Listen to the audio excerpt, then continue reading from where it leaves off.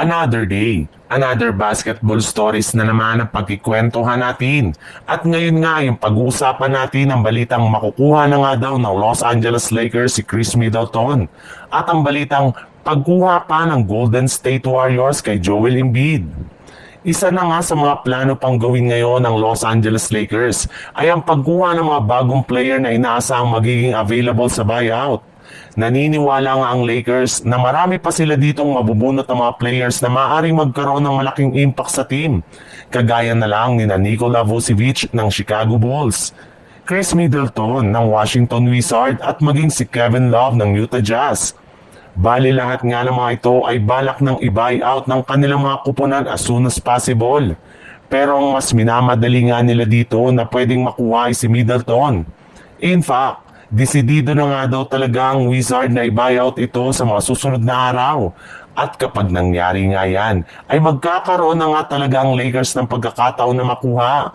Hindi rin naman nga ganong kalakihan ang kanyang sweldo kaya sigurado talaga na babagay siya sa kanilang team.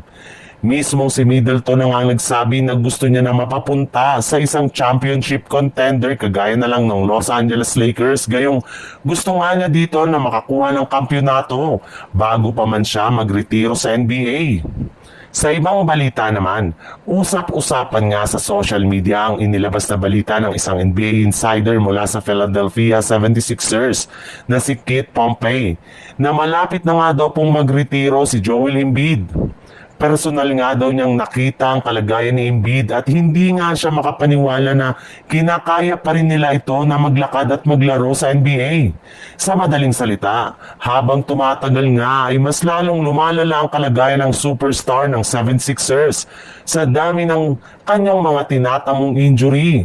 In fact, para nga sa inyong kalaman, sumailalim na nga ito sa halos 11 operasyon sa nakalipas na 11 taon. Well, simula nga nang pumasok siya sa naging prone to injury na nga ito kung saan halos taon-taon nga ay nagtatango ito ng injury at napipilitang sumailalim sa operasyon. Pero maaari rin naman nga daw pong gumanda ang kanyang kalagayan kapag nailipat siya sa ibang contender na may kakayanan na i-manage siya next season. At mismong team ngang ito ng Golden State Warriors na isa sa mga naibalitang kupunan na may kakayanan na kunin si Embiid mula sa Philadelphia sa pamamagitan ng isang trade gamit ang kanilang mga batang player na sina Jonathan Kuminga, Tracy Jackson Davis, Buddy Hield at 2 future first round picks.